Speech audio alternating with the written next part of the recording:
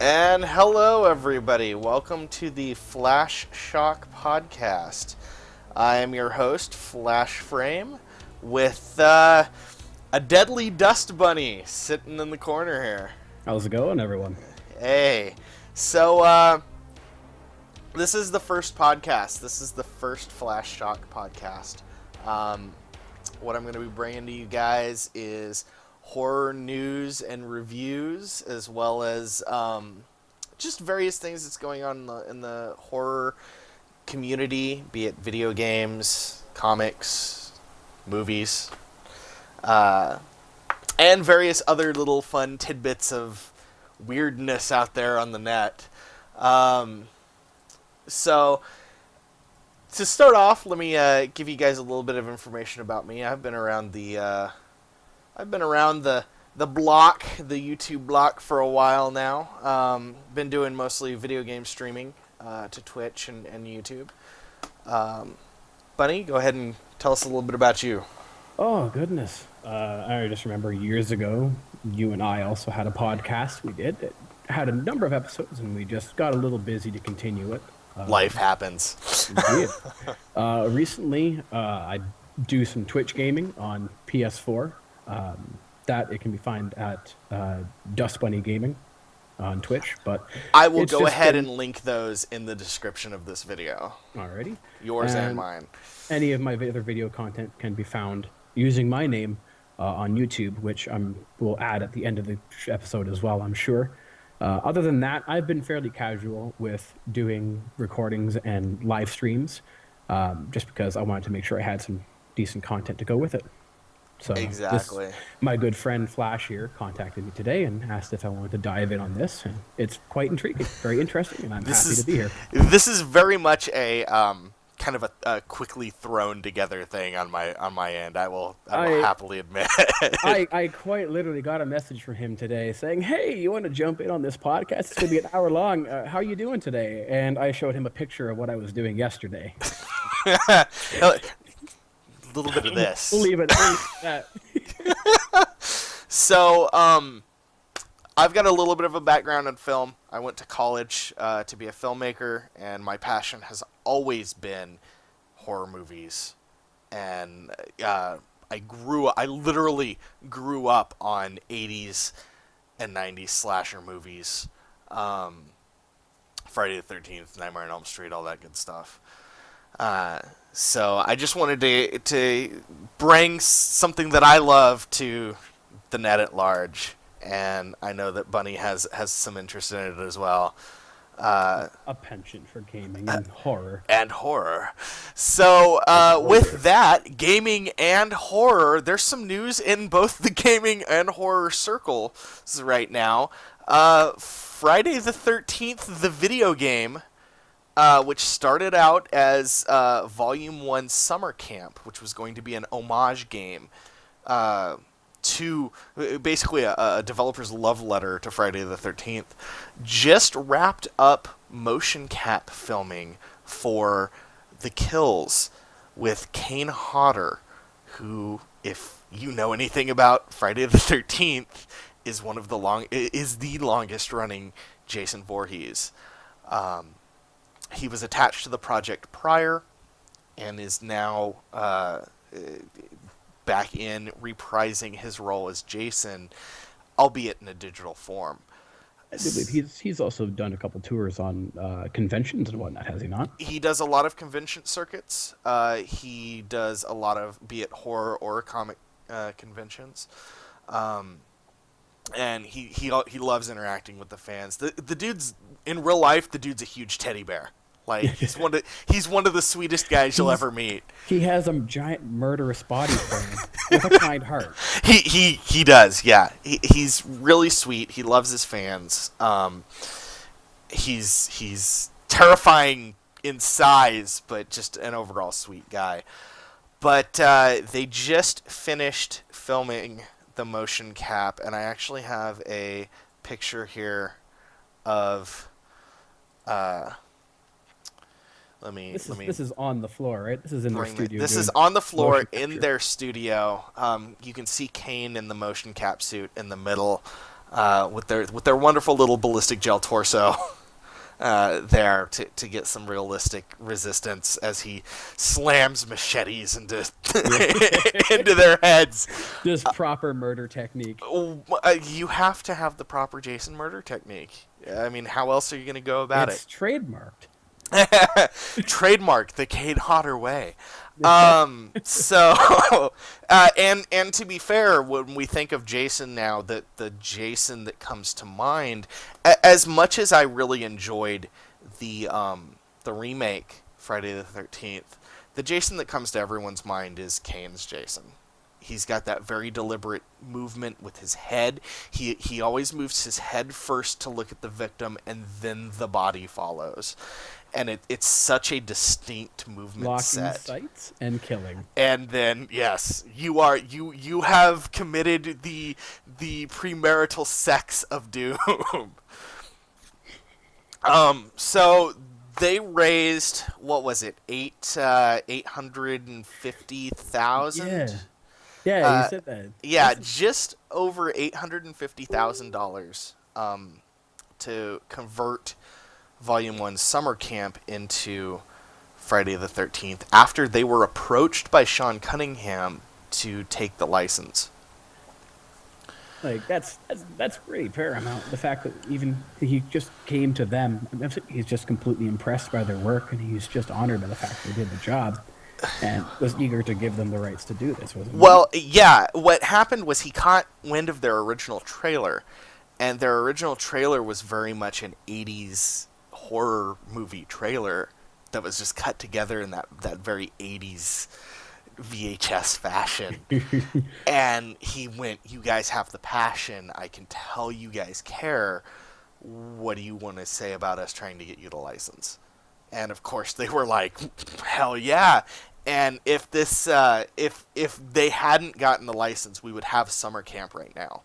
But Which wouldn't have been so bad, but this is so much better. dude, it's Friday the 13th. And the last video game we had is universally panned, even though I happen to actually love the NES Friday the 13th game. I can get why people have the problems with it. So to get a modern asymmetrical multiplayer Friday the 13th game that's going to have those hallmarks, this has Tom Savini's attached, doing makeup effects and special effects and guiding the special effects look of the game for the kills. It's got Harry Manfredini for the music, so we're going to have that classic Friday the 13th music. Kane is Jason. Sean S. Cunningham has his name attached to it for producing. You couldn't get any closer to having the original film cast and everything to make this. Like this Yeah. would have been a huge production if it was anything I else. don't come to think of it. So far as licensed games go, there are very few licensed games that have had this kind of attachment to production staff of the films. Normally, if anything, you might get one person. You may get a principal actor, or at least the rights to the likeness of a principal actor or your principal actors, but that's usually as far as it goes. But this is like all hands on deck. This is very much all hands on deck. So that's cool.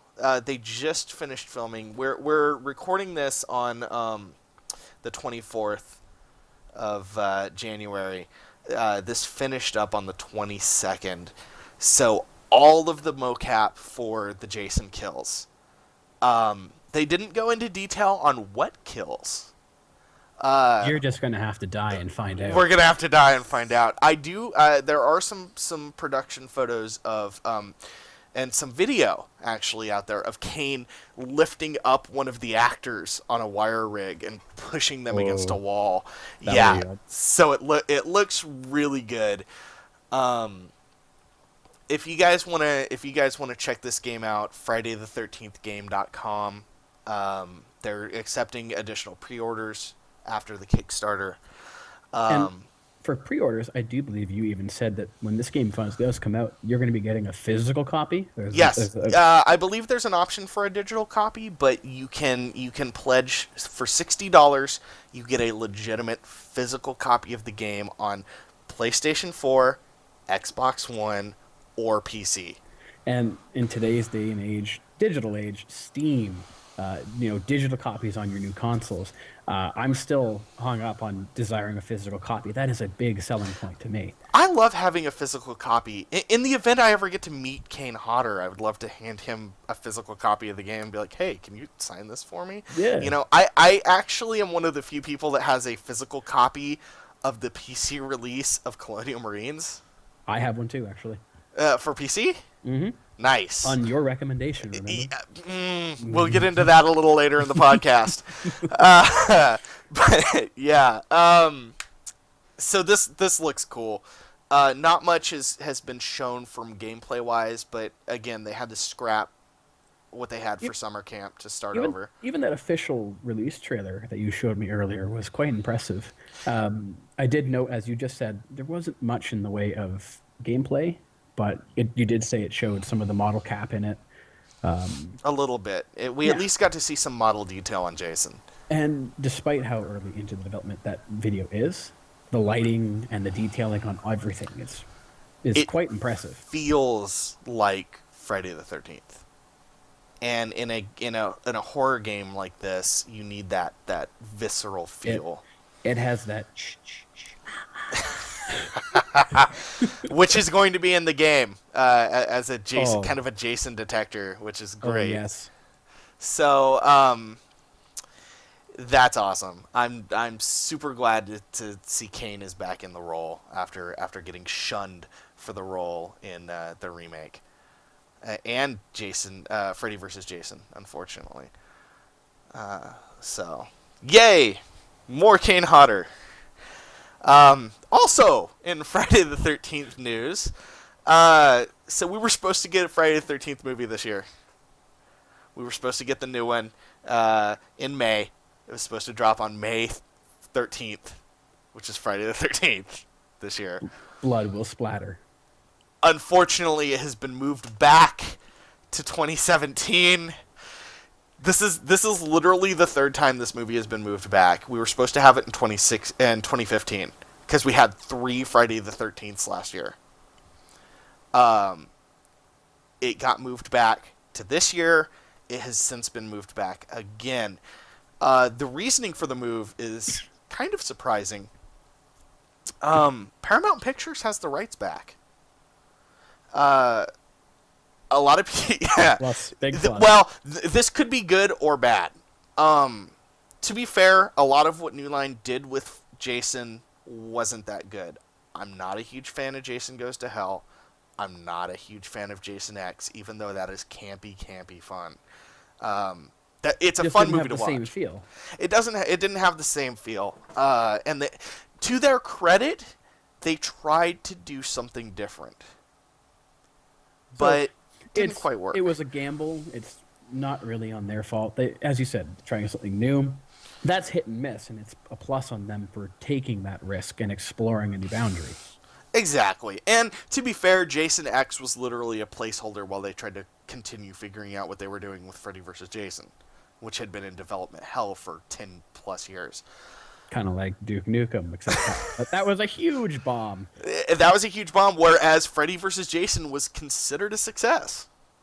And is a bloody fun movie. Literally.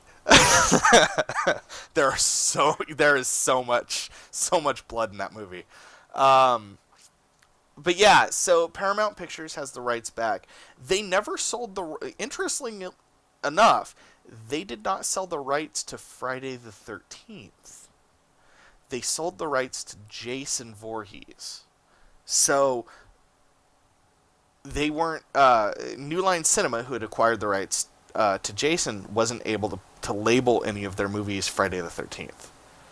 Now, they New Line Cinema and Paramount Pictures licensed Jason and Friday the 13th to Platinum Dunes to make the most recent remake.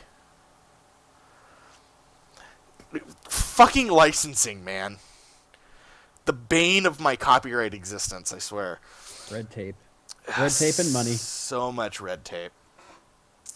But now that it's back, and I would like to give credit to bloodydisgusting.com, which is where I found this information. Um, it's back with Paramount. They expressed interest in revisiting Friday the 13th. One of the plot details is they want to look into why is Jason immortal. So they want to kind of explain where that comes from, which could be interesting.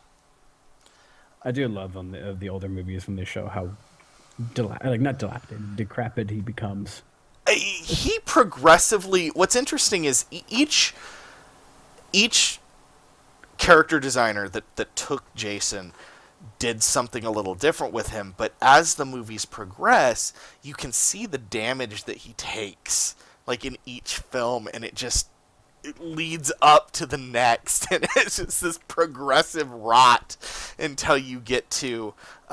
Actually, I really liked the design of Jason in Jason Goes to Hell, because he's like bulging at the head, and he's just like the hockey mask is like sealed down to his face. It's like rotted wounds or infection spreading. Exactly. It's which leads to, I think we're talking about later in the podcast, but hopefully they'll be making some impressive figures for him. Oh yes. Oh yeah. We'll get into that in a little bit. But to wrap it back to the video games, horror games of recent years. You know, there's been some really cool games that have come out recently. Resident Evil getting an HD remake, a remake of the remake, I should say. Yeah, and Resident Evil 0 getting an HD remake was pretty fucking awesome. It's nice in a way that they're remaking these games, or bringing them to the new consoles or into the future here, so that new customers can check them out if they don't want to have to go back and buy an older console. But it almost cries laziness. To a degree, and I will grant you that. That being said, there is a lot of work that has been put in to update these textures. You can see a lot of the work that's been done, especially with Last of Us remade. Last of Us. Is Last of Us getting remade? Last of Us was, I believe, remade onto the consoles, and I thought it was an HD remake. Oh yeah, I believe Last of Us got an update from PS3 to PS4. Yeah, you are correct. But in the instance of Resident Evil, they actually had to reprogram a good bit of Zero and change some of the graphic capabilities and stuff to actually make it work. But the big one is upcoming. Resident Evil 2, they're building from basically the ground up again. So that should be interesting, and is coming, I believe, later this year. And hopefully it's not just a straight-to-straight remake with new graphics and just a bit of an update. Hopefully they do some kind of expansion and maybe release something new, a little bit of content that maybe hadn't been shown before. Which is what they've done with remake is what I call it, the remake of Resident Evil remake. The Resident Evil. The Resident Evil, yeah. They did do that. There was some stuff that wasn't even in remake. But for the most part, it was a pretty straight over port with just some updated graphics. We've had the Dead Space series. Dead Space. See, you're more into that than I am. I really like Dead Space. What I really loved about Dead Space was the game knew how to sell atmosphere. The atmosphere alone is enough to put your skin on, your hair on edge, your skin crawling. I know the new one, number 3, wasn't all that great. Like, my enjoyment of the series was Dead Space the original. I think it was 2008, best one. Dead Space 2, I loved the addition of the new monsters. The story was really fun. I loved how it went to him being on the space station and he's dealing with his psychosis. That was interesting. The third one, I tried playing it co-op with a friend over Origin. I wasn't impressed with the fact that the second player is basically just thrown into it, and then whenever there's a cinematic, the player is gone.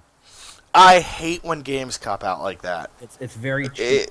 If you're going to allow co-op, make it. That's actually an issue I had with a recent zombie game that came out. Let's see if I can remember what the hell this thing is called. Dying Light. Ah, I have that. Dying Light has a co-op mode, and it's actually a really good co-op mode.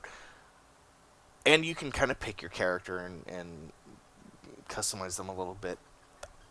However, the developers made a very conscious decision not to add in female playable characters.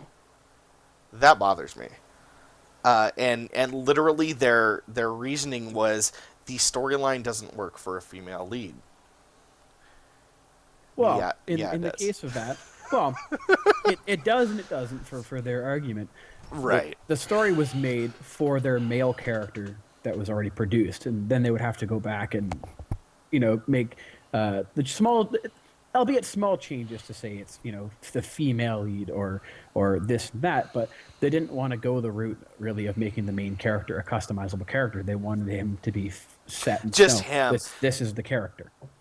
Which also causes co-op to break immersion because the story is trying to address both characters as a singular character, which again ties into the It laziness on the devs part. It literally makes it feel like the second character is just a ghost and has just been thrown in. There's nothing else to it. They've just sort of made it, hey, you can play co-op, but you're gonna have to deal with the fact that you don't actually exist.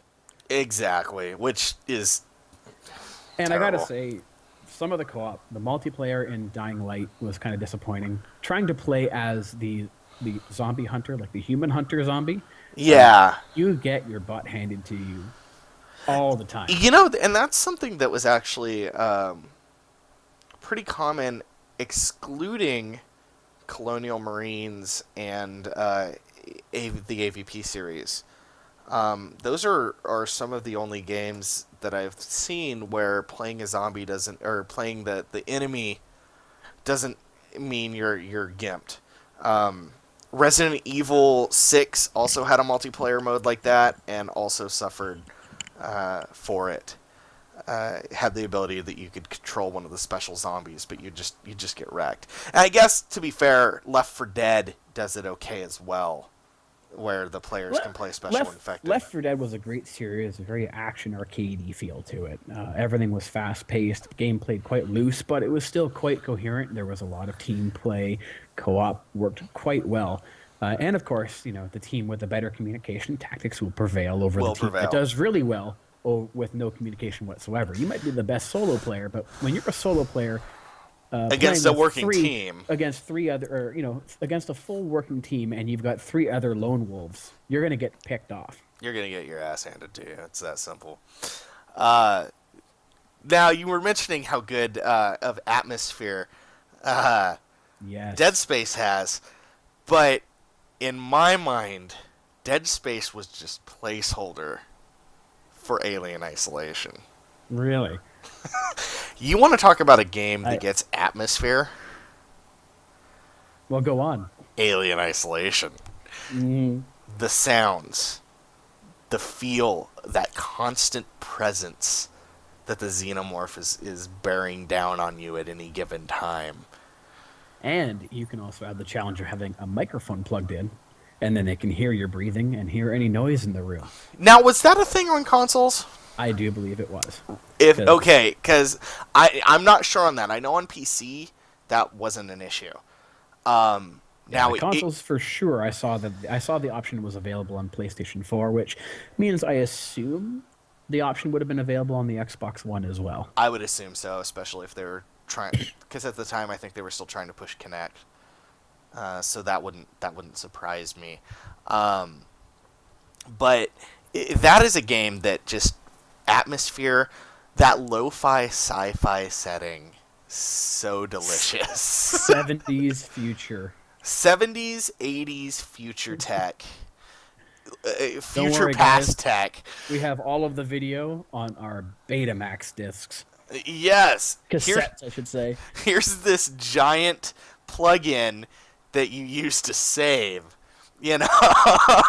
Plug into your old computer. But, aesthetically, it worked. it dragged a little bit near the end, and the after climax where everything's winding down was a good 30 minutes of gameplay that could have really kind of been cut. But kudos on the developer for having the balls with a AAA title like that to actually go for that slow burn at the beginning and that slow taper at the end. Well, I liked it in the beginning where everything was slow and you slowly get introduced to the horror that is the Xeno hunting you. Is you know it's going to happen. Like you go into the game and you're like, okay, I know I'm going to be getting hunted by an alien. Where is it? Where is it? Where is it? And the game cheats you so far as you will hear the Xeno and it's not actually hunting you. But Well, that's the game trying to unnerve you. and exactly, that is the game putting you in a situation where you're so wound up that you get in a safe spot and you want that release. You want that ability to relax that tension. But because you hear it constantly, and especially if you've got surround sound, holy fuck if you have surround sound. You want the challenge, do that. Have your surround sound, your 5.1, your 7.2 system. Put it on the hardest difficulty.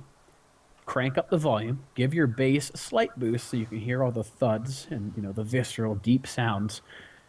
And have your headset on, or have your camera microphone running, and play with the option to hear other noise. Because then you don't get a break. If you get startled and you go, oh crap, it'll turn and go, I heard that, and then it will hand you your rib cage. Yes, very much so. Now it had a few issues in the beginning. I know that there were a few bugs. I even ran into a couple of instances that you can see in my Alien Isolation Let's Play, where it tried to run into lockers, like it got stuck against the locker at one point on me, things like that. But for the most part, the Alien AI felt very, very intelligent. I was really impressed. I do recall seeing once or twice there was a glitch where the alien wouldn't be anywhere near you. And you would suddenly hear the music kick up, and without warning, you were dead. Because the alien would warp from the far side of the room, hiding somewhere, to being right behind you. That was early on, I do believe, believe. on release. Yeah, because I encountered that twice. I pre-ordered the game because I knew it would be worth it. Whereas, to be fair, I'm not the best judge of that. I have a weak spot when it comes to aliens. Mm-hmm. Do tell, right? Do tell. I pre-ordered about a year in advance Aliens Colonial Marines, which is very well known as kind of the shit show of 2014. And I tried to defend the game. Now, I want to be fair to the game. Still yet, I will go play it. I have over 50 hours logged into the game on Steam. It's not a terrible shooter. It's a perfectly fine Call of Duty ripoff. But that's not what we wanted. It's not what anybody wanted. So, because I remember you and I talking about how awesome the co-op looked. Because it was into it, and it was a little lackluster. Yeah, Bug Hunt's still fun. I don't know. Did you ever pick up the? If it's new DLC, probably did not. Okay. I've only logged about 36 hours into the game. Yeah, I played a good bit. The Bug Hunt mode is fun, but that should have been base in the game, and they were selling it as like a $20 DLC. Fuck you, Gearbox. Who else do we know nowadays that does horrible ideas like that for DLC? Destiny. Punchy. Yeah. Yeah, true. Well, I just want to give a big fuck you to Gearbox. There's a reason I don't buy your games anymore, and Colonial Marines is it. I would love to enjoy Borderlands with friends. I refuse to buy Borderlands because y'all were fucking with Borderlands 2 while working on Aliens. So. Well, I will give props for the Borderlands Handsome Collection. I'm not going to go into detail, but I'm going to give props to that simply because, I actually just recently bought that game for my PS4 last week, actually. and it has all of the DLC for Borderlands 2 in it, and it has at the Oh time wow. when it came out, I believe it had all up to the current amount of DLC for the Handsome Jack game, like the pre-sequel. Yeah. So all of that, and I got the game for I think $45. Pretty good That, you deal. know what, and that's a good deal. So I'm glad that they're not trying to Doesn't make excuse you that they spent buy time. full price. But yeah, no, it does not excuse their business practices, or uh, Randy Pitchford trying to defend their decisions on how they shipped that game. Um, But let's move on to some slightly more positive topics than Colonial Marines. Aliens will be something that we will be revisiting quite a bit on this podcast, as this Aliens and Alien are two of my all-time favorite films. And clearly one of Buddy's. So we'll be coming back to Aliens eventually, and I will eventually be doing we'll eventually, with possibly a friend of mine, be doing a full review of each of the films. I would love to get that in at some point. That'd be interesting to do. But let's move on to the coming future. We're in 2016, and this year is looking pretty big for horror films. There's a good list. And I'm actually kind of excited for some of these. Notably, 10 Cloverfield Lane. I wasn't a huge fan of Cloverfield, but this isn't even like a direct sequel. It's something that takes place in the universe of Cloverfield, like while things are going down. So that could be kind of neat. The Conjuring 2, the Einfeld Poltergeist. I just saw The Conjuring the other day. I don't know if you've seen it yet. I have. It was. It actually took me having to watch that movie twice to get into it. The first time I quit about 30 minutes in. I just had other things to do at the time, and I was like, I've got something else to do. I caught it on Sci-Fi the other day. Doesn't make it sound like it sells the movie very well, but it was still quite an awesome movie. It has a very slow burn. I came into the film again, airing on Sci-Fi over the holiday season, and I got to sit down and watch it from basically where I left off on through the rest of the film, and it really picks up like right after I quit watching. So I'm like, you just didn't have the patience, son. duh. Yeah, go figure. So, The Conjuring 2 sounds like it could be pretty cool. Not much is known. There is a June 10th release date for that. What about Amityville: The Awakening? You know, I'm looking forward to it, even though the Amityville series in general has kind of burned out on me. I grew up with stories on Amityville. I watched the old Amityville stuff. I've watched the new Amityville stuff. It's okay. It should be. I mean, it's probably going to be an interesting movie. Because I think it's supposed to be the story, the original story, like what happened before the Lutzes moved in. I do believe that is correct. So how about this one? Pride and Prejudice and Zombies. Yes. Right? I know the world is getting a little tired of zombies, but it's always great getting new zombie content to bite into. Yeah, a little bit. And to be fair, I'm a little tired of zombies myself. It's a little overplayed at this point, but there's always going to be a place for zombie films. Go ahead. Yes. Speaking of zombie films, what about 31? Rob Zombie film coming up. We'll get to 31 in just a second. Alrighty. But I want the idea of Pride and Prejudice and Zombies.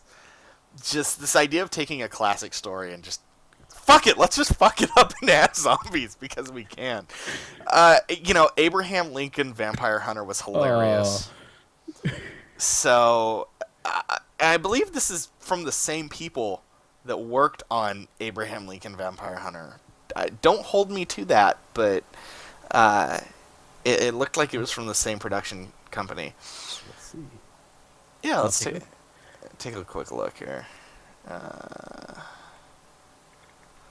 Not really seeing anything on Let me who's take a look. Company.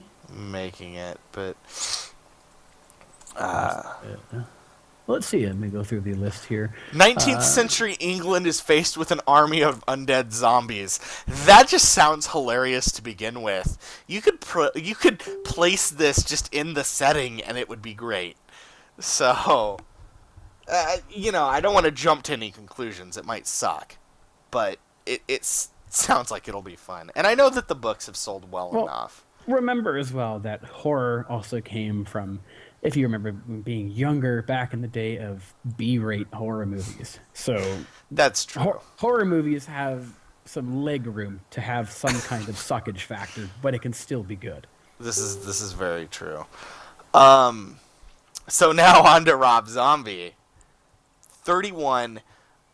5 carnies get kidnapped and forced to play a game called 31. They have to survive 12 hours against an endless gang of grease-painted maniacs. Okay. To be fair, I like Rob's films. House of Thousand Corpses. I liked his take on Halloween. yes, Halloween series. I loved his take on that. I loved the gore factor and the brutality. The gore factor, the brutality, his attempt, while not proper, to bring psychology into it and to explore the psychology of Michael Myers was interesting, even if debunked by an actual psychologist. Still, it was an interesting idea to see what would cause the boy to become the man, become the evil. So, Rob Zombie, his works tend to be divisive within the fan base, but I've enjoyed most everything I've watched of his so far. Devil's Rejects, House of a Thousand Corpses. Hills Have Eyes. Didn't they do? No, he didn't do Hills. He didn't do Hills Have Eyes. No. I'm thinking wrong there. Yeah, but Lords of Salem. I did not, which is one that I need to see. Thank you for reminding me about that. And I've always loved Rob's music, so when he went into filmmaking, I was a little leery. But House of a Thousand Corpses was fun, and I love Devil's Rejects. So another offering from Rob Zombie is always welcome, in my opinion. Should be fun. No exact release date currently, but it is on slate for this year. Some of the movies, I just wanted to touch for a second. Some of the movies that were originally slated for this year have been pushed back to next year. Halloween Returns. Yes. It might be canceled. Oh, really? Something came up about it being... I didn't see anything about that today. Halloween Returns canceled as Dimension loses franchise rights. Ooh, that's a bit upsetting. Ooh, that does suck. I wasn't aware that Dimension had lost the rights. I will swing that article your way to read. Yeah, please. I'll check that out later, and we'll get an update on that maybe next week, to what I was able to ferret out. But there were some things that were slated for this year that have gotten pushed back. We were supposed to see a new Child's Play film. Which? The Chucky. Which is one of my girlfriend's all-time favorite series. So we were supposed to get a Child's Play film. No idea what's up with that. Last I heard was 2017. Again, the Friday the 13th movie has been pushed back. They're talking about rebooting Nightmare on Elm Street again for 2017. Another series that is probably one of her favorites. I love Nightmare on Elm Street. Robert Englund is one of the best horror actors in my opinion, and he was such a card in Freddy vs. Jason. It was so great. I love him as Freddy. Apparently, Leatherface 2016. Leatherface is on slate for this year, and Texas Chainsaw. I don't know if you had a chance to see that the 3D movie that came out a couple years ago. I haven't seen that one. because there's the original Texas Chainsaw stuff, and then there's Texas Chainsaw Massacre remake, Texas Chainsaw Massacre the beginning, and then there's Texas Chainsaw, also known as Texas Chainsaw 3D. When that first came out, I thought we were remaking Texas Chainsaw Massacre again. And I was actually kind of pissed about it. I was like, why are we we just remade Texas Chainsaw a few years back. Why are we doing it again? I'm so glad I was wrong. This is about the years previous. Right. Well, Texas Chainsaw is a direct sequel to the 1970 Texas Chainsaw Massacre. It ignores the other movies that they tried to make and makes itself the direct sequel in line. This one, Leatherface, is, as you said, talking about Leatherface's upbringing. Like, I can look at this here. I got a little short post here, about the prequel, about this movie, and oh my goodness, Leatherface. I'm so bad at these titles.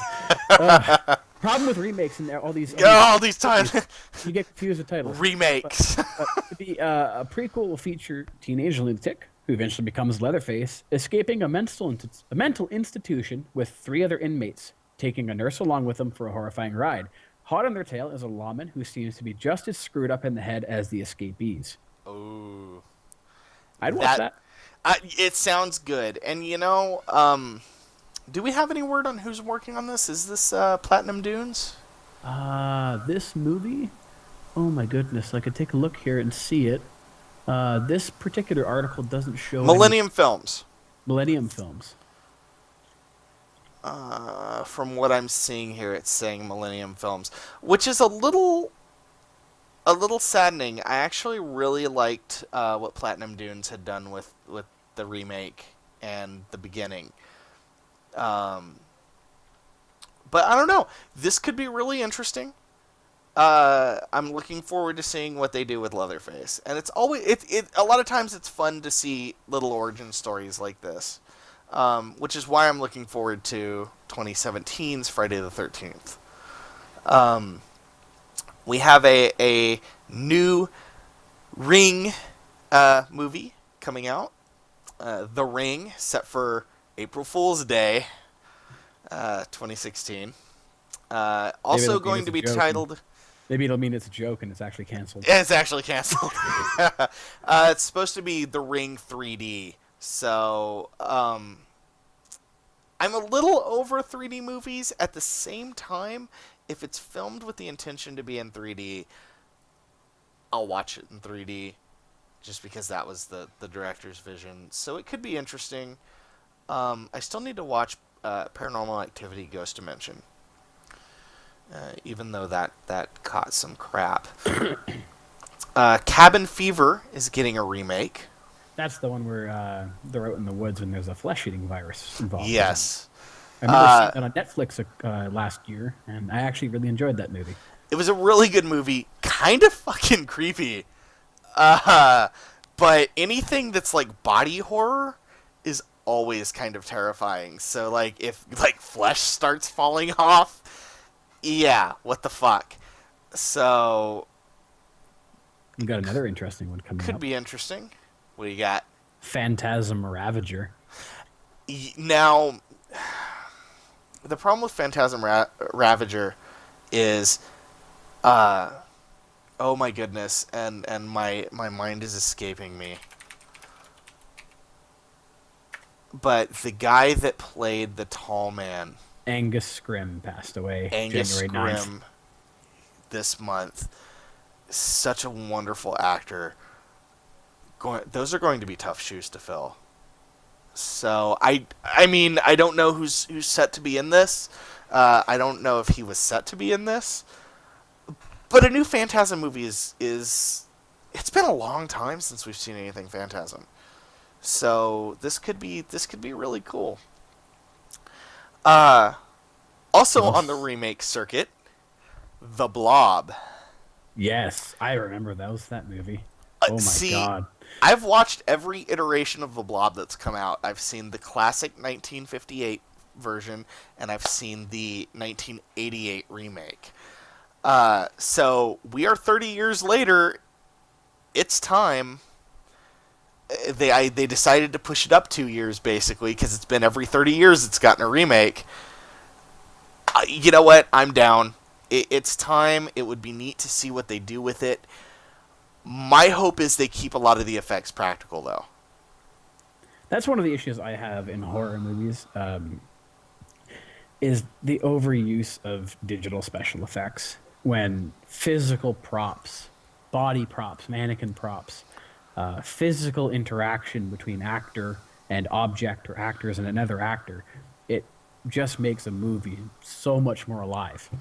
Oh, look at The Force Awakens as a great example as to why you should use practical effects and practical props.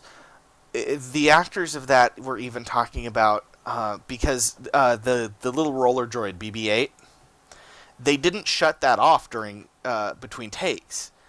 The guys that were radio controlling him would just roll him off set.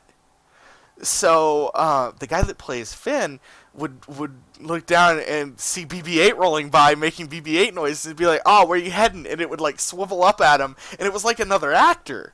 And that's what he said is during the production it came off as another actor to him, so it gave him something to play off of and something to build a rapport with that you just don't see in stuff like the prequels and whatnot. And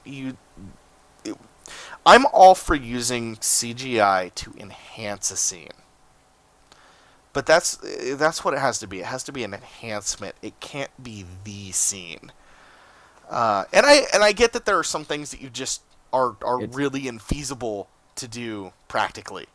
It's remember Lord of the Rings, the issue with special effects or setting the scene with other actors is when they did the scene in Bilbo's home with Ian McKellen.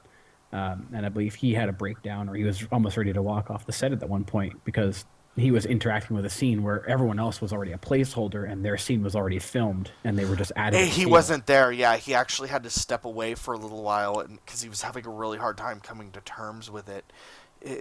Oh God, this is what filmmaking has become. Yeah. And he did not like that. And with a gentleman like that, you know, and his fine acting skills, and he's complaining about it, and he's making a point that it's a problem. You know, directors and producers should be looking more to doing physical production props when they can, or physical actor interaction. And and another great movie to look at for practical effects, Mad Max Fury Road.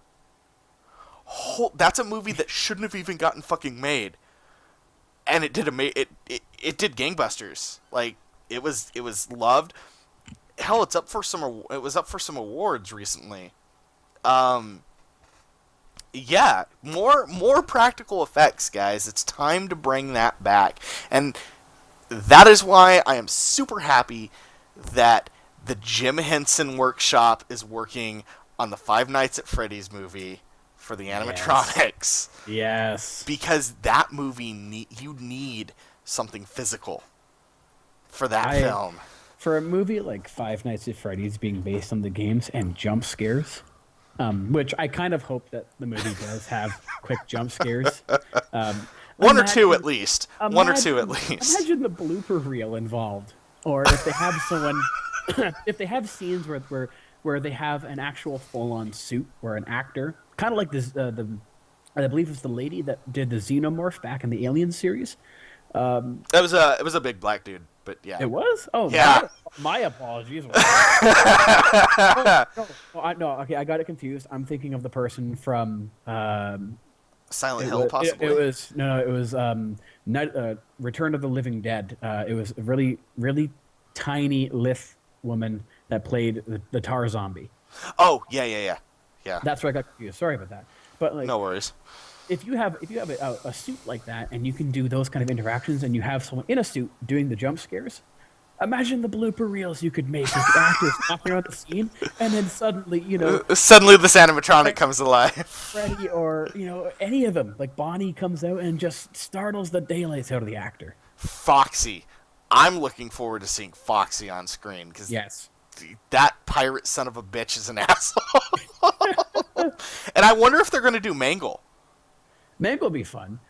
Do you think that they're going to be aiming this based on the original animatronic designs, or do you think they're going That's a tough the call. toy versions? Everything seems to be pointing to looking like the original designs, the more decrepit kind of. Which I don't really complain about. I liked that design better than the toy designs personally. It's got a lot more creep factor to it, and for a movies like this, that's probably a big selling point. You need that, yeah. But yeah, so still no word on when that's coming out. I'm guessing a 2017 release. If you haven't been following it and you're curious, look up Five Nights at Freddy's movie and look up on, just do a search engine, Google image it. search, and look at some of the prosthetics they're already working on. It's mind blowing how fantastic and creepy these look. Yeah, there's some shots from the Jim Henson Creature Shop of some of the animatronics, which is great. There's Roomy of an Army of Darkness 2. With the popularity of Ash vs. Evil Dead, which we'll get to that in just a bit. I wouldn't rule it out, but there's no real details on it. It is slated for this year, but if we haven't heard any details yet, I'm convinced that that's not coming out. Possible Cujo remake could be cool. Here's one that I'm just kind of like, are we really at the time that we can remake this now? I Know What You Did Last Summer. Those were neat thriller horror movies, but they didn't really keep my interest. The only reason I watched it was for Sarah Michelle Gellar. Oh, I was Buffy fanboy. Such a Buffy fanboy. I had a poster on my wall in middle school. All right, just I will admit it. I loved Joss Whedon. I loved Buffy. So, but yeah, and I Know What You Did Last Summer remake is slated. Not much is known other than a tentative 2016-2017 release date. Other than that, I mean, there's a rumor that in May we're going to get Sadako versus Kiyako, which is The Ring versus The Grudge. Oh. So does that mean that there's going to be, an out of the well, out of the TV death match? You know what? Can we just do this as celebrity death match? I'll allow it. I would love to see that. Oh my! It reminds me of one of the old endings to Freddy versus Jason, where they end up down in hell and Pinhead becomes the referee of their boxing match. What seems to be the problem, gentlemen? Yeah, there were so many scripts for that movie. New Resident Evil movie coming out soon. I'm so checked out of those. Yeah, I'm mixed. I enjoyed the first two, and then my love sort of waned. But I still enjoy it for it being zombies and whatever. I'm just not as interested because they became the zombies with the big open mouths. It's like the games. I lost interest in the games because they became almost alien-like. Yeah. There's always been weird things in the Resident Evil games, even. Giant tarantulas, giant alligators, yeah. Shit like that. But there's a level when my suspension of disbelief in Resident Evil kind of goes out the window. And what killed the Resident Evil movies for me was Alice in the second film boxing Nemesis. I was just like, I don't care what kind of super soldier you're supposed to be.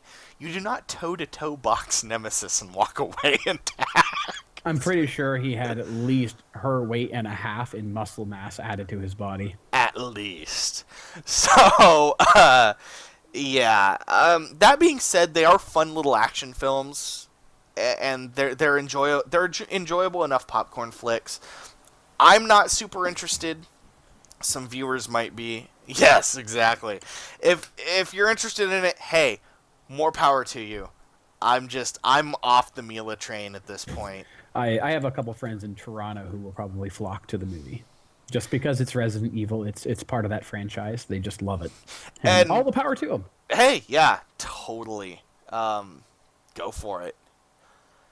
So, from movies to television, Are we going back in time? and we're going back in time a little bit. Yes. Yes.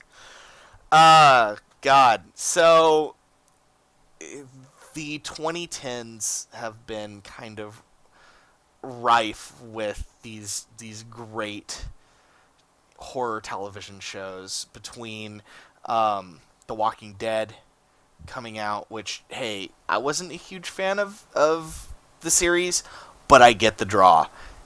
The character interactions are really great in that show. We've got stuff like iZombie, which is absolutely hilarious. Ash versus Evil Dead, which I didn't think was going to be as good as it is. I feel ashamed because I would absolutely love to watch it. I haven't seen anything to do with it yet, and I'm probably going to get on that. Definitely get on that. It gets an 8 out of 10 for me. I'm loving it. Supernatural series. See, and that okay, and now I'm going to feel bad because I know so many Supernatural fans. I haven't touched it. Same. I've seen maybe 2 episodes of it. I saw the very first episode in the first season, and then another episode randomly throughout. It seems neat. There's been so much else for me to do. I haven't really wanted to divulge too much time into watching TV. It's difficult for me to get into something like Supernatural because I invested so much time into Buffy, and I kind of feel that it's a little bit of a retread. You know what I mean? That being said, I'm not knocking Supernatural at all. I know it's got a lot of fans. I'm going to give it a shot at some point. It's just a matter of when. One series I've jumped into, Hannibal. Heard great things. I wouldn't really fully classify it full on as horror, but it is got that creep factor because, cannibalism and there is some brutal murder in it. But the actors are fantastic in that TV series. I've been watching a bit of that online, and the gentleman who plays, Lecter, is fantastic. I can't for the life of me remember his name. I believe he is from another. Where is he? I'll go down the list and look for him on his name. Should be right up on the IMDb. Yeah. Mads Mikkelsen, I think. Oh, okay. Yeah, where is it? I want to look at his. Yeah, there he is. Where is he from? Denmark, Copenhagen. Osterbro. Oh, wow. And I believe he's gotten awards for his role in that. I believe so. Yeah, I believe you're correct. But it's interesting to note as well for anything to do with the Hannibal or Dr. Hannibal Lecter. The Silence of the Lambs. The different portrayals are different views of his. I wouldn't say psychosis, but His of insanity. his personality. Yeah, Yeah. because the Silence of the Lambs series, I believe they showed him as a pure psychopath, compared to where he is in this, where he's more of a sociopath. Yeah, he definitely had sociopathic tendencies in Silence of the Lambs, but yes, it's a very different feel. He was more prone to the violent outbursts than that. In the TV series, I believe the joke is if you're rude to him, he kills you. Yeah, that's and that was an ongoing thing even in the films. Here's one, and I'm aware that you haven't had a chance to see it yet, but I had heard whispers about it last year, and I finally got on it. Scream, the TV series. See, I saw it on Netflix. Haven't watched any of it. Definitely hop on that. I was very hesitant when I first heard about it because MTV was making it. And MTV shows, while a lot of them tend to be okay, I mean, their Spider-Man show that came on not all that long ago was great. Spectacular Spider-Man, I think it was. Or it might have been Ultimate Spider-Man. There's so many superhero things right now, it's hard to keep track. was great. So I was super curious, and after I was a little hesitant too because of the last Scream movie, Scream 4 wasn't all that good, which was disappointing, especially since it was Wes Craven. But I think that Wes has kind of hit a point in his directing that he's not quite sure what else to do. So, but I was curious. I was like, okay, Scream, Could always look at co-rating. Might be able true. to bring some Actually, practices. hang on a second. I feel bad because I think, Oh, I see. I hear searching. yeah, he died August 30th, 2015. Yeah.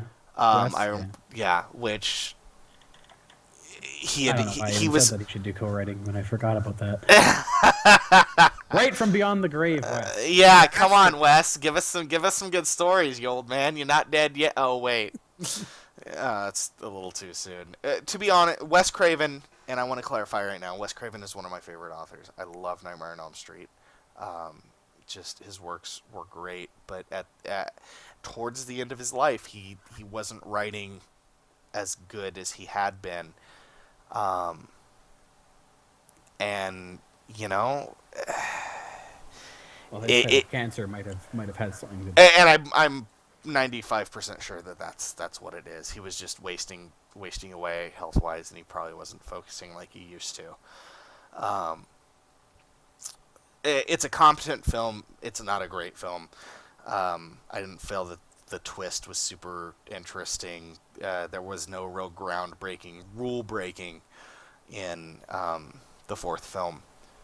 But Scream TV, which had his blessing, is a shockingly modern take on the self-aware horror genre. And it does something with it. In the first episode, there's even a joke about how you can't make a television series out of a slasher concept. Slashers burn bright and then fade away. Which is true. Most slasher movies, they're great one-shots, but you couldn't really see making a slasher series a television show. It pulls it off in spades, and I am so glad that MTV signed for a second season. So definitely check out Scream. I'm just going to put a jab in here for something else because, I would consider this an absolute horror that there is even talks of another Last Airbender movie. But that's all I'm going to say about that. It's not M. Night Shyamalan, is it? Yes. Oh, God damn it. Well, okay. To be fair, he might have learned his mistakes. But probably not. I'm pretty sure it's going to go on the same route. Probably. American Horror Story is getting a new season soon. Been hearing nothing but good things. My girlfriend enjoys that series, and she's told me nothing but good things about it. Another show that I'm a little behind on my horror shows, honestly, because I've been watching a lot of older stuff and trying to catch up. So, American Horror Story kind of fell by the wayside. I will be remedying that relatively soon. Apparently a really good show that a lot of people are liking is Sci-Fi's The Magicians, which just started recently. Yeah, I think I just saw that on this list here. I was looking up and I was going to scroll by it. I remember seeing a preview or a TV preview when I was on a trip somewhere. It looks pretty cool. Now, I do have to end this little segment on a downer. I'm sorry. Tales from the Crypt is getting brought back without the Crypt Keeper. That's depressing. That is super depressing. It didn't matter if it was the live action or the cartoon. It was what made the show, and it made you stick around because it was like, oh my god, I want to hear what he has to say. Like, and it's always cheesy. But it was always super cheesy. But the Crypt Keeper holds a place in horror fans' hearts. Bring that cackling bastard back. But on the cartoon aspect, something interesting that's a little bit from our childhoods. So back in 1992, 1993, there was a company called Kenner that made a great set of toys based on Alien and Predator. What a lot of people don't know is they were going to do a Saturday morning cartoon show. Picture a cartoon show rivaling the awesomeness of G.I. Joe or He-Man. But Aliens! aliens! Aliens! Aliens! So this was something that came to my attention a long time ago, actually, but I hadn't gotten around to really talking about it at all. Uh, this is something that just it doesn't surprise me because I can see a bunch of late 80s, early 90s corporate yuppies sitting in an office going, we have these properties. What can we do to sell them to children? RoboCop had a television show. Rambo had a television show. Lots of inappropriate 80s action films had cartoon shows for kids. I remember watching the hell out of RoboCop as a kid. But we had this, and I'm going to throw this up here. These are some of the only known stills, and I'm going to give a thank you to Alien Anthology Wikia for this. These are the few known production stills from Operation Aliens, and these look amazing. Look at the facial expressions, like the gentleman with the headset piece and the shells flying out of his rifle. It just screamed G.I. Joe to me. Oh yeah, that's very G.I. Joe. I believe that's supposed to be. I'm not sure who that's supposed to be. Probably Hicks. But yeah, like no, Yeah. there's Hicks down there. Frost maybe. I'm not sure. Just look at these though. Like this is These these screen caps look beautiful. They outsourced this to a Korean studio. Nobody exactly knows why it was canceled, other than maybe the corporate yuppies figured out that phallic-shaped aliens does not make good Saturday morning television. does not a cartoon Saturday morning make. But they did go ahead with the toy line, which was a classic thing from my childhood. I owned several of the toys.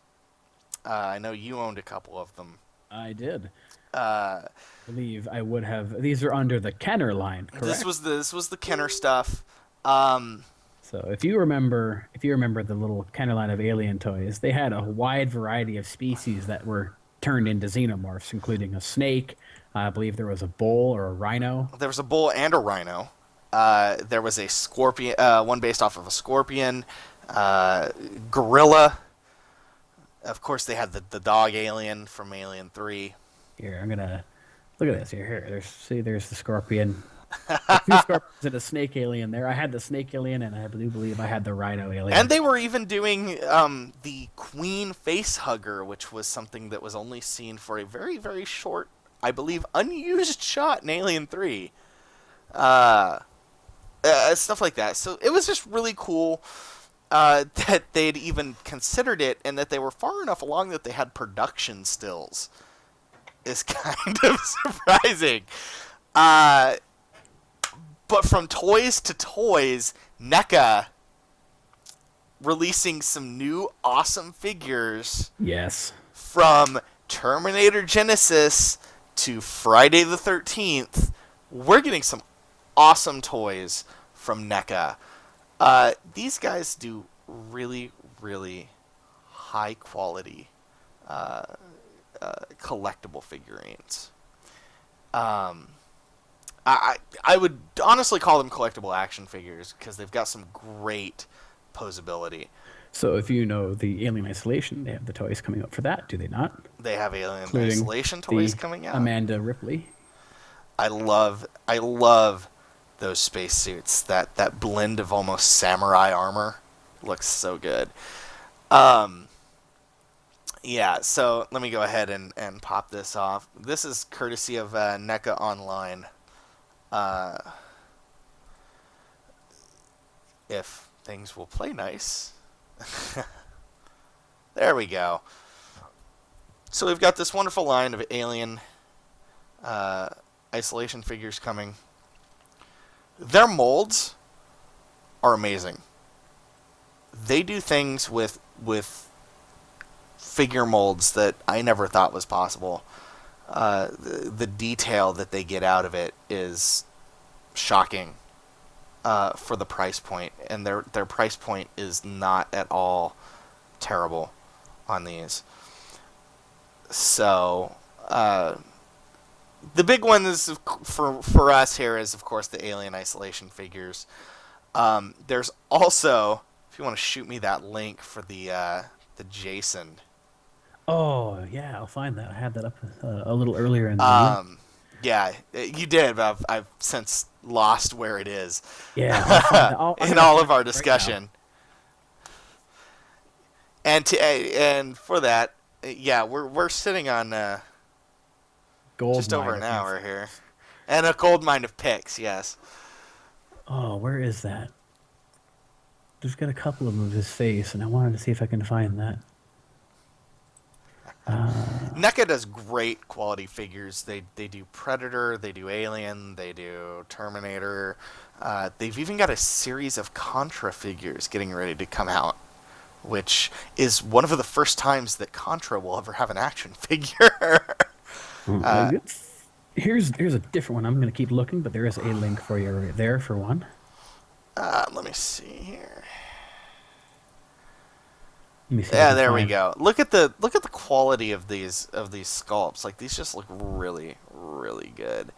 And this is of course the Friday the 13th Part 3 head. And I believe some of these even have swappable heads. There it is. I found it. Got it? Here you go. Let's see it. There we go. Look at that beautiful beautiful face. Wouldn't you love that if you were his mother? My boy, my Jason. So, yeah, NECA bringing some great figures this coming year. And they've been consistently high quality too. So, from high quality to quality in general. From high quality to colonial marines. That's scraping the bottom of the barrel there. There's been a something that's been on my mind for a while, and it's an issue that, well, I take issue with it to a degree. Everyone's got their opinion on stuff. Let's be real. I've got mine. You've got yours. They don't always mesh. That's fine. But there are instances, especially with movies, that I see something gets a bad rap and just can't shake it, even though it's objectively good. As an example, I want to bring up Silent Hill Revelations. I don't know if you saw Silent Hill Revelation or either of the Silent Hill films. I saw the two films for that. Yeah, okay. So I'm mostly speaking about the second film here. But it even does go to the original Silent Hill movie. People and video game to movie adaptations historically suck. Let's be real. The good ones I can name off on one hand, and that's Silent Hill and Mortal Kombat. Like, those are the two good video game adaptation movies. Arguably Postal, just because of how over the top that was, and they did the cat silencer. Yes. I remember that now, yeah. They did. But I am hesitant to give Uwe any fucking credit at all because he ran video game movies into the ground so hard. But with Silent Hill Revelations, it did not do well in the eyes of critics or fans, and I find that very odd. Just while I'm talking about this, I actually want to see. Well, I'd like to point out as well, or put in as well. It didn't really mesh fully with the game, but I thought that Doom was a half decent movie on its own. Doom was actually a fairly fun film. I'll give that some credit for being a nice film. Like, So I I decided to hop over to Rotten Tomatoes for Silent Hill Revelation. It holds a 5% fresh rating with a 35% audience score. Now, like, the critics' consensus is that it was a mediocre effort, even by the standards of video game adaptations. Silent Hill Revelation 3D features weak characters and an incomprehensible plot with a shortage of scares. And therein lies the problem, ladies and gentlemen. Silent Hill Revelation is an adaptation of Silent Hill 3.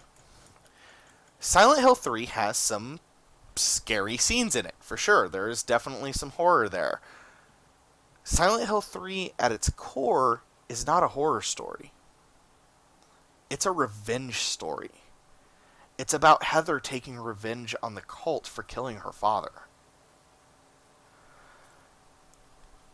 Which is the story that Silent Hill Revelation tells. Almost exactly. There are a couple of things changed. Those changes aren't that big of a deal.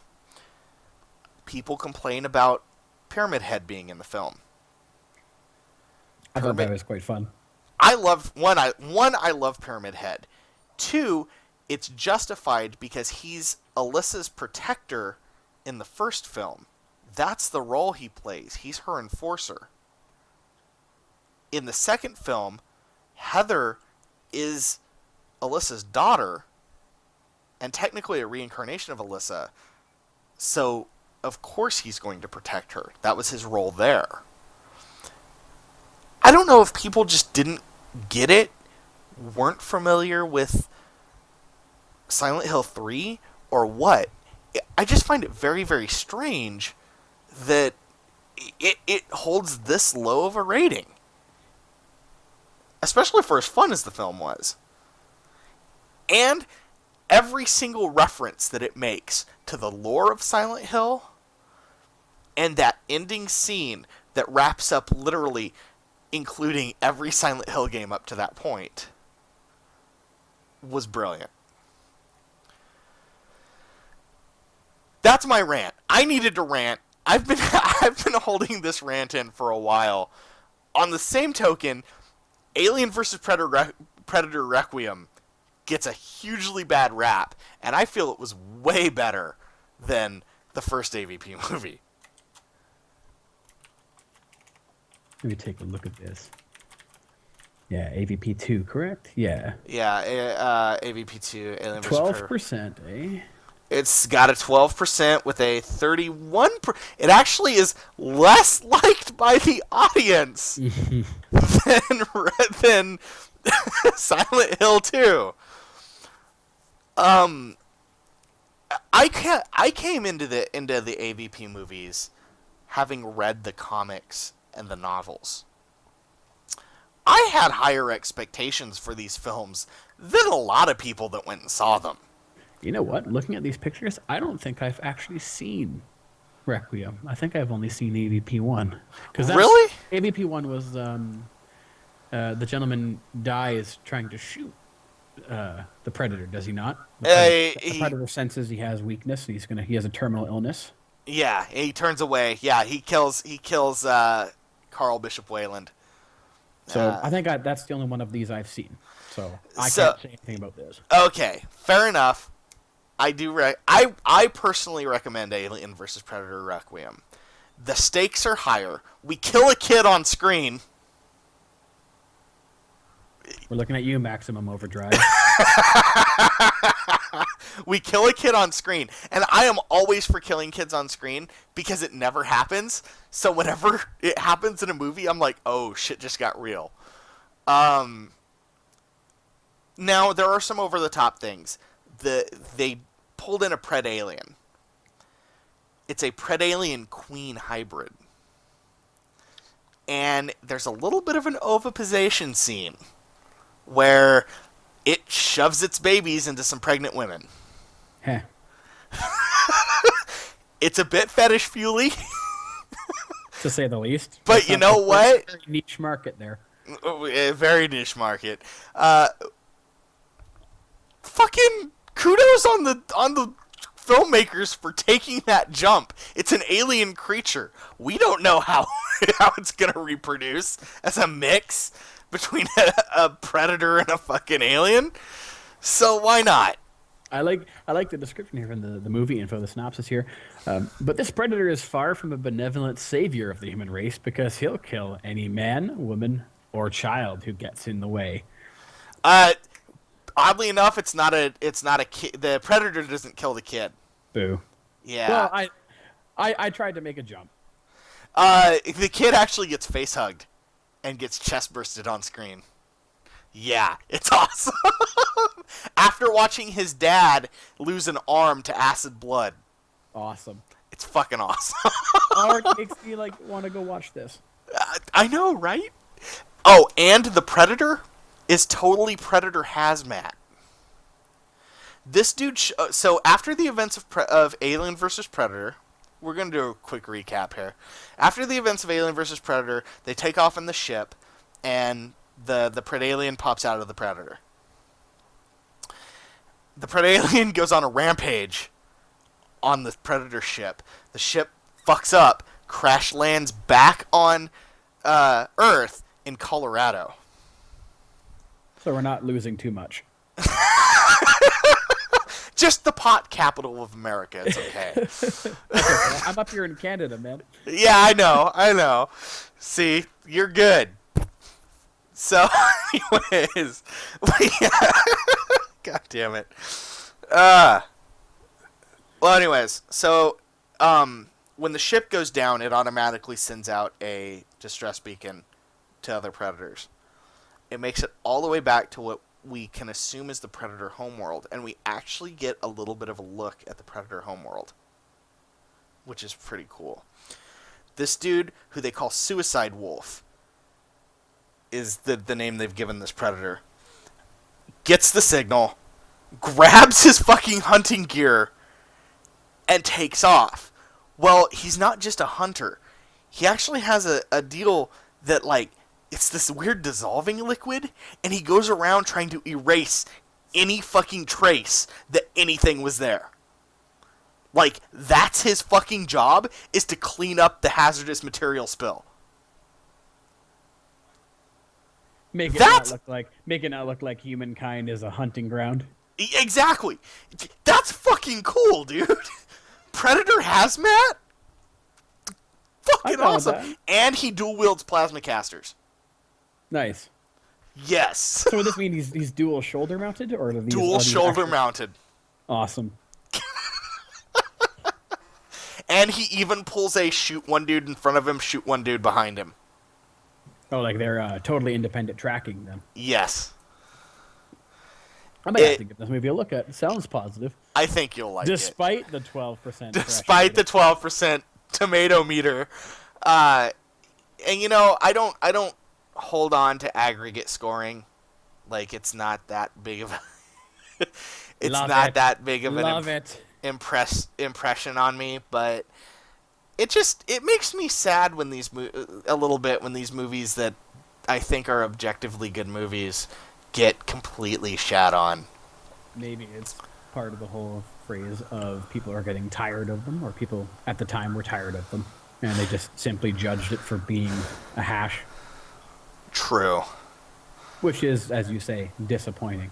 From your description, it certainly sounds like it would be quite a fun movie to watch. At the very least, it's a blast of a couple of hours. There's some boring characters. There's a little bit of wooden acting with some of the human actors.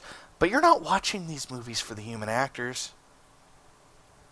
You're watching these movies to see people get offed and see the Predator do Predator things. In similar vein of cheesy violence and everything, you look up Starship Troopers 1997.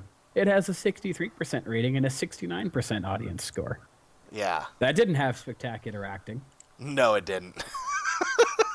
So, uh, I think we've been at this long enough for today. Yeah. I think we're capping in at about An almost an hour and 26 minutes. Almost an hour 30. So, thanks guys for checking out Flashshock podcast. We're looking to do this at least once a week, if not once every 2 weeks, depending. We'll see what schedules are looking like. But right now, we're looking at once a week, most likely. And feel free to leave some comments. Ask us questions. We'll try to get to any questions you guys post in the next podcast. But these are going to come out on Sundays from here on out. So anything you want to leave us with, buddy? Well, if you want to follow me on the side beyond the podcast, he's going to be posting this on his YouTube. I might link to it. If you look at my YouTube channel, I am Deadly Dust Bunny with an I, and it's all one word. And I believe you said you'll be listing Twitch stream. I'll be listing your Twitch stream, my Twitch stream, and your YouTube channel as well. Awesome. Beyond that, I look forward to working with you again. Wonderful. Well, thanks again for watching, guys. And if you like the content, like, comment, all that good stuff, share us around. I was trying not to go there. Wait. Seriously, though. Subscribe. But please, tell us what you think. And we'll be back next week with hopefully some more horror news. Take it easy, guys. Later. Thanks for watching.